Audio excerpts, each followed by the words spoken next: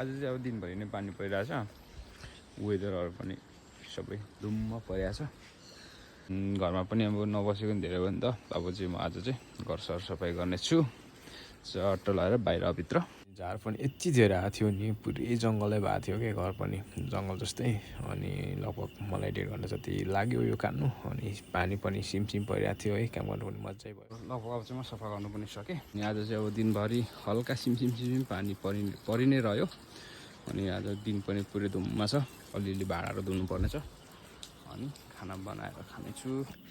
अनि म चाहिँ भाँडा धुनु बसेँ भाँडा पनि धोइसकेँ त्यसपछि तरकारी टिपेँ